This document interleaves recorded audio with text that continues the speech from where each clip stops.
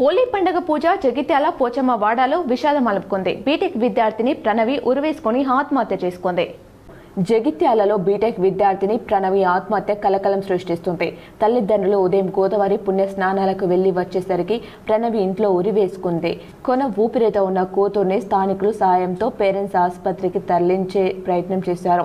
సమాచారం ఇచ్చిన సకాలంలో 108 రాకపోవడంతో ప్రైవేట్ వాహనంలో ఆసుపత్రికి తరలించారు. ఆసుపత్రి సిబ్బంది స్పందించకపోవడంతో చేతులపైనే పేషెంట్ను డాక్టర్ వద్దకు తీసుకెళ్లారు. డాక్టర్ పరీక్షించి ప్రాణాలు కోల్పోయిందని తెలపడంతో పేరెంట్స్ బోర్న విలపించారు. ఆసుపత్రి సిబ్బంది సకాలంలో స్పందించలేదని, కనీసం స్ట్రెచర్ కూడా తీసుకొచ్చి పేషెంట్ను ఆసుపత్రికి తీసుకెళ్లే ప్రయత్నం చేయలేదని మృతురాలి కుటుంబ సభ్యులు ఆవేదనతో ఆందోళన వ్యక్తం చేశారు. ప్రణవి ఆత్మహత్యకు స్పష్టమైన కారణాలు తెలియకపోయినప్పటికీ పెళ్లి సంబంధాలు చూసినట్లు పేరెంట్స్ తెలిపారు.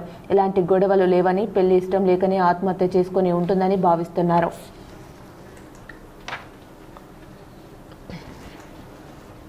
ఆత్మహత్యకు పాల్పడింది.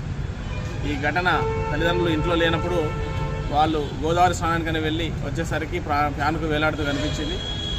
వాళ్ళు రాగానే తలుపులు బద్దలు కొట్టి ఆ అమ్మాయిని కిందికి దించడం జరిగింది. అయితే హుటాహుటిన వాళ్ళు 108కు కాల్ చేయడంతో 108 స్పందించలేదు.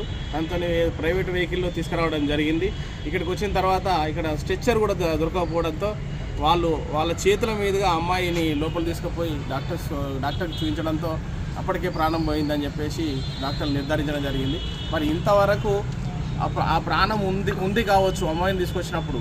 మరి ఈ నిర్లక్ష్యము ఏదైతే ఉందో, ఈ స్ట్రక్చర్ లేకపోవడము, అక్కడ